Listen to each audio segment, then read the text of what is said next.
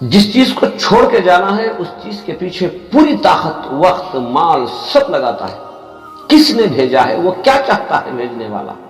ہم عمر انسان کی جب موت ہوتی ہے تو اس کا ایک پیغام ہوتا ہے، جس کا جنازہ آنکھوں کے سامنے جا رہا ہے وہ ہمیں ایک میسج دے کے جا رہا ہے، دیکھو میرے بھائیوں، کل تک میں تمہارے ساتھ بیٹھتا اٹھتا تھا تمہاری صحبت میں، یہ دنیا کی ساری نعمتیں میرے لیے تھی کل تک، آج میں ایسے محتاج ہوں کہ آج مجھے خود 4 آدمی اٹھا کر لے جا رہے ہیں۔ جو کپڑا میں نے اپنے پسند کا لے کر اپنے جسم کو ڈھانکا تھا، آج لوگوں نے اسے بھی چھین لیا۔ جس گھر کو بنانے میں نے اتنی محنتیں مشقتیں کی، غریبوں کا حق، محتاجوں کا حق، بہنوں کا حق، لوگوں کا، مجبور لوگوں کا حق جو ادا نہیں کیا اپنا گھر بنانے کے لیے، آج وہ گھر بھی مجھ سے چھوٹ گیا۔ ان بچوں کی دنیا بنانے کے لیے میں نے اپنے اصلی گھر کو بھلا دیا جس کا نام خبر ہے۔ توبہ کریں، استغفار کریں، جس مالک نے دنیا میں بھیجا ہے اس سے پہچانے، اس کی قدرت کو پہچانے، اس کے قانون کو پہچانے۔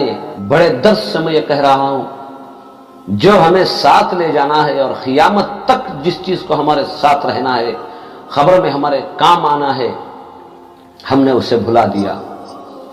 اور جس چیز کو چھوڑ کر جانا ہے اس کے پیچھے ایسے لگ گئے، ہم مریں گے ہی نہیں میرے بھائیوں۔ یہ دنیا اسباب ہے، یہ ضرورت خانہ ہے ہمارے لیے، یہ مہمان خانہ ہے، ہمیں یہاں چند دن رہنا ہے۔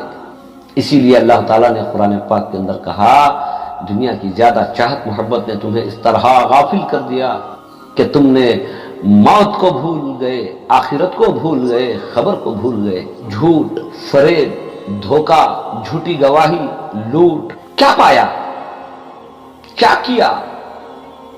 آخرکار یہ نعمتیں تم سے چھین لی گئی۔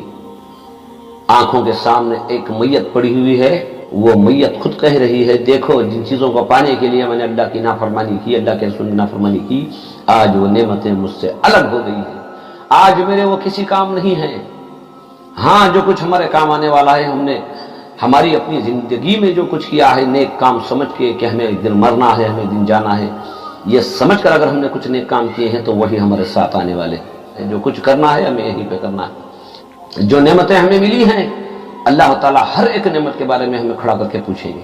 اور جہاں تک آپ کو خیر اچھی بات معلوم ہو جائے، میرے بھائیوں، یہ امت کی فضیلت ہے کہ جو بات معلوم ہو چکی ہے وہ دوسروں تک پہنچائیں۔